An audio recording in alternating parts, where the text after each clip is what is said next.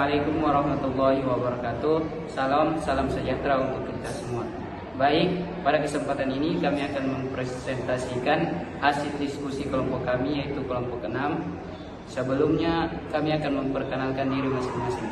Perkenalkan, nama saya Muhammad Alfi Faiz sebagai moderator, dan di samping saya. Perkenalkan, nama saya Amelia Nutriana Siuk, saya sebagai pemateri pertama. Perkenalkan, nama saya Dila Ahmad sebagai pemateri kedua. Perkenalkan, nama saya Petrus Tali, saya sebagai pemateri ketiga. Baik, setelah memperkenalkan diri masing-masing, kami akan memaparkan materi kami. Kepada pemateri, kami persilakan. Oke, baik, langsung saja kita masuk pada materi kami dengan judul biaya bahan baku. Yang pertama, pengertian biaya bahan baku. Bahan baku adalah seluruh bahan yang digunakan dalam proses produksi suatu produk. Bahan baku ini mencakup seluruh bahan yang terkandung di dalam produk. Contohnya, dalam memproduksi sebuah baju, maka biaya bahan bakunya seperti kain, benang, seleting, dan lainnya.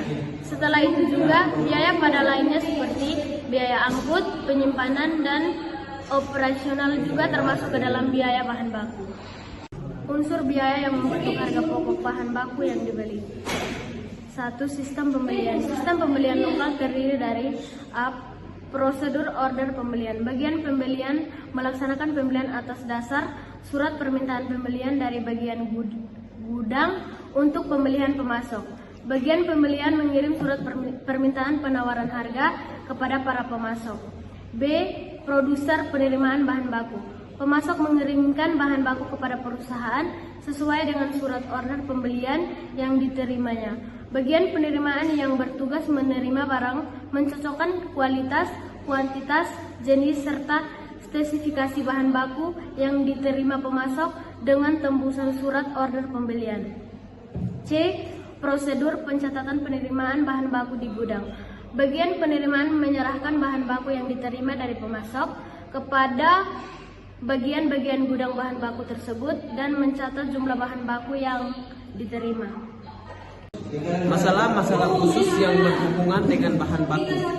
Dalam bagian ini diuraikan akuntansi biaya bahan baku. Jika di dalam proses produksi terdapat sisa bahan baku, masalah yang timbul adalah bagaimana memperlakukan hasil penjualan sisa bahan tersebut.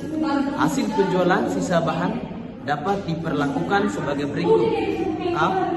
Pengurangan biaya bahan baku yang dipakai dalam pesan yang menghasilkan sisa bahan tersebut. B. Pengeluaran terhadap biaya pabrik yang sesungguhnya terjadi.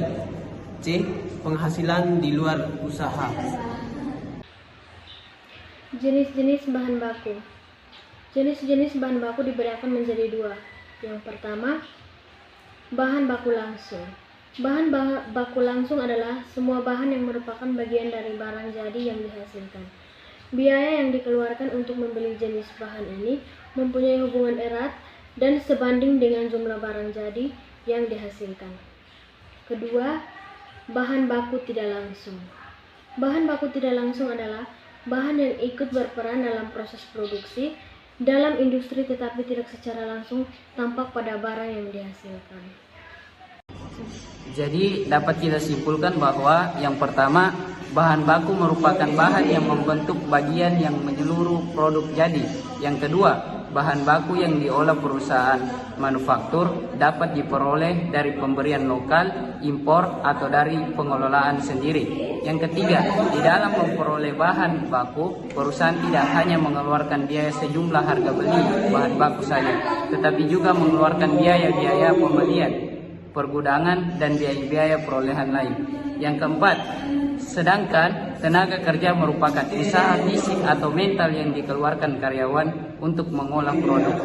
Yang kelima atau yang terakhir, selain itu juga biaya lainnya seperti pada biaya angkut, penyimpanan, dan operasional juga termasuk dalam biaya bahan baku.